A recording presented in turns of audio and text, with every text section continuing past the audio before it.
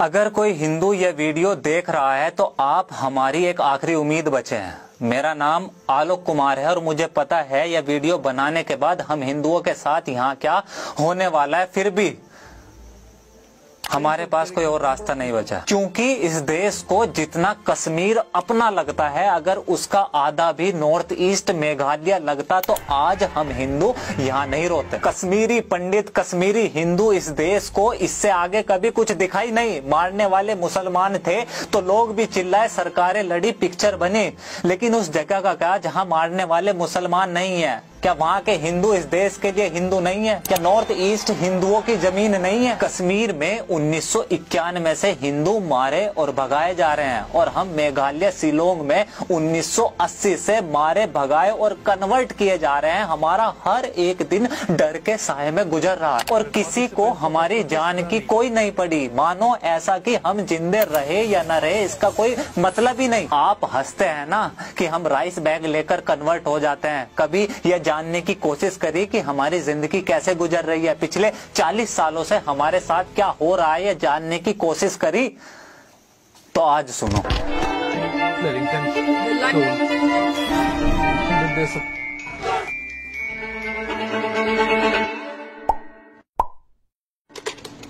आपको हमारी कहानी इंटरनेट या गूगल पर नहीं मिलेगी, क्योंकि ना तो आज तक किसी को कोई फर्क पड़ा और ना ही कभी किसी की लिखने की हिम्मत बनी। दरअसल मेघालय में हम हिंदू माइनॉरिटी में हैं। मुश्किल से 11-12% ही बचे हैं।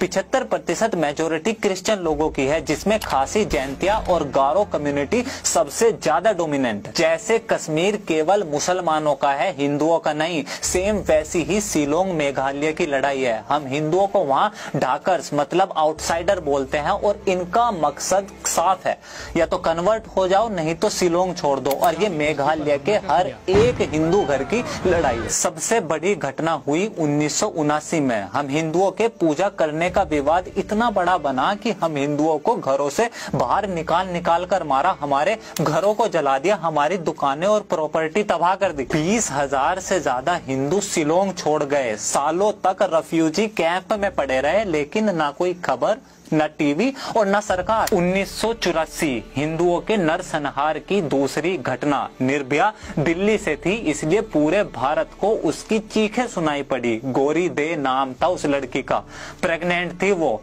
उसके पति के सामने बांधकर रेप और फिर धारदार बांस को उसकी आंतों तक घुसा दिया। यहाँ लोगों के कानों में वो चीख आज भी गूंजती है, लेकिन गले से आवाज नहीं निकलती।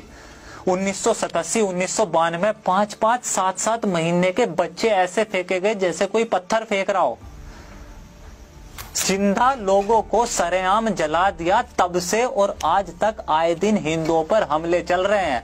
यहाँ पुलिस और या लोकतंत्र काम नहीं करता। इस देश में लोकतंत्र केवल वही काम करता है जहाँ हिंदू मेजोरिटी में हो, वरना पुलिस और प्रशासन सब चुपचाप हमें मरता हुआ देखते हैं। अगर हम हिंदू शिलोंग में जिंदा है या लड़ पा रहे हैं तो वो केवल हरिजन सिख बस्ती या वहाँ बने गुरुद्वारे की वजह से है। जब भी शिलोंग में कोई दंगा होता है तो सारे हिंदू हरिजन बस्ती या गुरुद्वारे में चले जाते हैं। शिलोंग में केवल एक वो ऐसी जगह है जहाँ किसी की हिम्मत नहीं कि हमला कर दे, और इसी वजह से यहाँ के क्रिश्चियन लोगों की दो मांगे चल रही है। एक कि हरिजन बस्ती को रिलोकेट कर कहीं और बसाया जाए, दूसरा इनर लैंड परमिट कि अगर किसी को मेघालय या शिलोंग में आना होगा तो वो केवल परमिट लेकर ही आ सकता है। अगर ये दो चीजें हुई, यकीन करें कि अगले कुछ सालों के अंदर मेघालय शिलोंग में ना के बराबर हिंदू होंगे। कभी सोचा है यहाँ मेघालय शिलोंग में कभी कोई रेलवे क्यों नहीं आने दी? ये लोग नहीं चाहते कि यहाँ देश भर से ज्यादा संख्या में हिंदू आए या यहाँ आके नौकरी या बिजनेस करें। आज आप कश्मीर में जमीन खरीद सकते हैं, लेकिन मेघालय में कोई हिंदू जमीन नहीं खरीद सकता। सारी गवर्नमेंट जॉब पहले से ही रिजर्व है। 80% प्राइवेट जॉब ऑलरेडी रिजर्वेशन में है। टैक्स केवल हिंदू देंगे, दुकान और बिजनेस का प्राइवेट हम हिंदुओं को नहीं मिलेगा। स्कूलों में हिंदू बच्चे टॉयलेट नहीं जाते कि वहाँ कोई मार न दे। शाम को 5 बजे के बाद लोग घर से बाहर नहीं निकलते, पता नहीं वापस आए या ना आए। ये जो पूरा देश सीए चिल्ला रहा था ना, यहाँ ये मेघालय को सीए से बाहर रखा गया था।